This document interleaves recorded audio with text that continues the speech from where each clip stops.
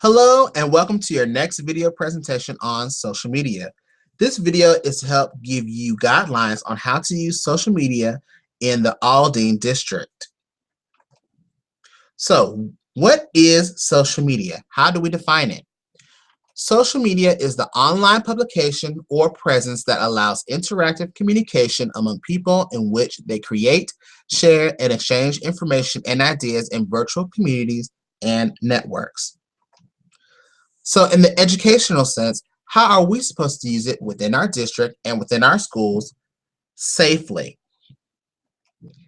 The good thing with our district is that the buy-in is getting there quickly, but we are using educational social media like Schoology, Google+, and Google socially within the work and classroom environment.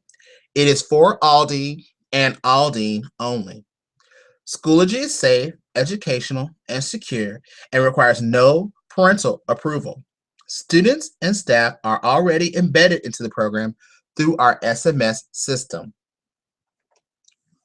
Edmodo is still educational and it's still safe. However, parental consent is required. At some point, Edmodo will not be used by the district, which may also mean that we may not be able to access it. That date has not been determined, but I highly suggest you move your resources to Schoology so that you are prepared and ready. Social media sites including personal, protect student confidential information. Protect student confidential information. If a student is a minor, the employee also must obtain parental permission before the student is allowed access to the site or otherwise communicated with through the site or accounts. Both the parent and student must be given access to the site. Again, both the parent and student must be given access to the site as well as your administrator. This goes for your teacher website as well. If your website has changed, parents and administrators must be informed before you begin to post. Again, what I mean by if you have changed your website, that means if you have all of a sudden gone from an Aldine website to a Weebly website, you need to make sure that your administration knows what you're doing and your parents know what you're doing before you begin to start posting on your new website. Permission slips must be maintained in accordance with the district records retention schedule. In addition, the site should be kept private so that only school officials and certain students and parents have access. Pop quiz. Let's see if you were paying attention. Name a social media site other than Facebook, MySpace, or Twitter. 5 seconds.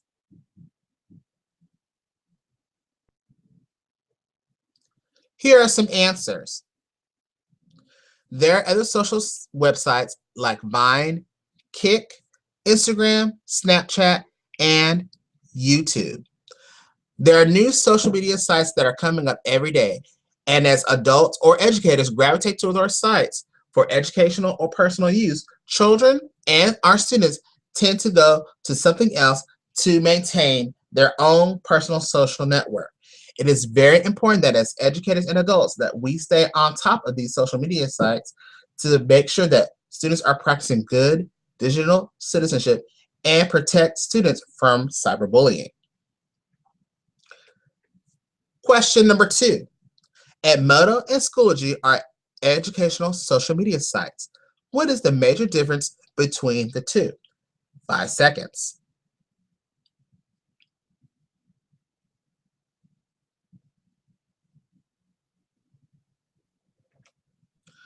Schoology is preferred learning management system or LMS to conduct social media within the Aldine district, and it is through SMS, so our parents do not need to have to worry about getting parental consent. It is for Aldine and Aldine only, and it is, again, educational and safe. Edmodo is also educational and safe. However, permission is required to get from the parents. Also, please remember that Edmodo may not be used by the district at some point in time. What is social media?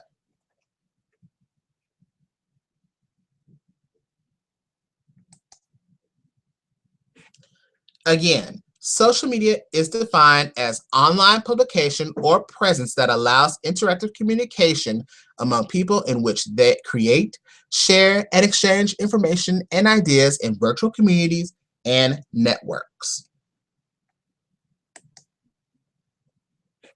Social media sites, including personal, continued. We are all educators and professionals, which means we need to conduct ourselves professionally on social media on and off school grounds.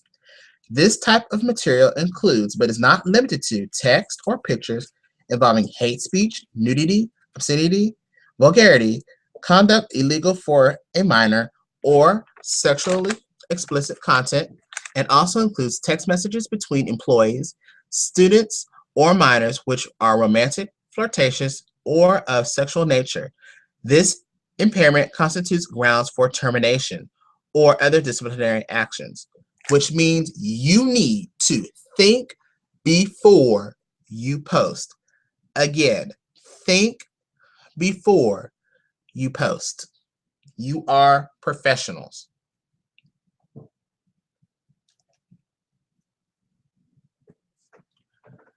Teaching or communicating with students are matters within the scope of the employee's professional responsibilities.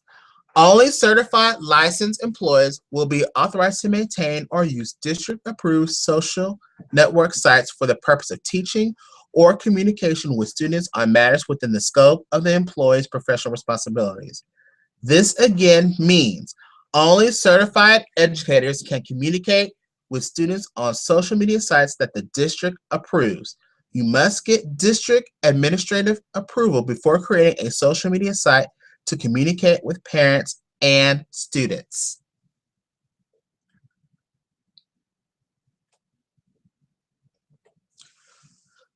Prohibited use. All other staff, including but not limited to bus drivers, cafeteria workers, janitors, secretaries, uncertified administrators, etc., are prohibited from communicating with students by telephone, text messaging, email, internet, and any other social media network.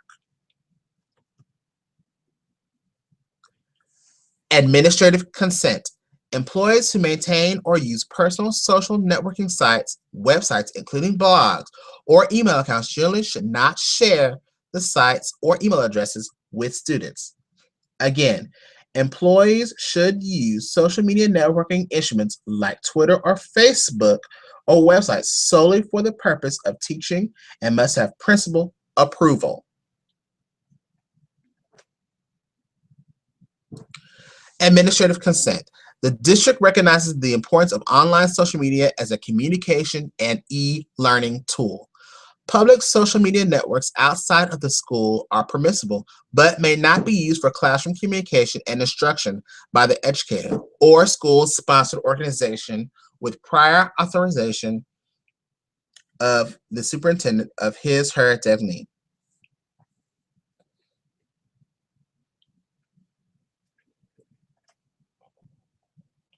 Pop quiz. Let's see if you were paying attention. Here's the first one. True or false? Administration approves of the use of personal blogs on and off campus. That question is false. Let's look at some of the key words. Personal blogs. That's the key word. You can have educational blogs. You can have educational websites. You need to make sure that you have district administration approval before you have these posted. You cannot use personal blogs on campus grounds. True or false? Teachers can show content from their personal social network or blogs for educational purposes without cutting or pasting. That is false. Here are some key words. Personal social network or blogs. Again, if you have a picture of the lake that you are using for your class through social media, you should not share the social media page with the picture of the lake from your personal social network. You can, however, Post the picture of the lake by cutting or pasting it onto your educational website or a PowerPoint without the social media network surrounding it. True or false, if you are a janitor or secretary, you may communicate with students using text, social media, or etc. That also is false.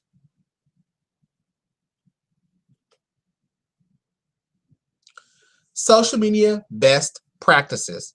Security. Use strong passwords or security questions when creating online accounts. Your information should not be easily guessable.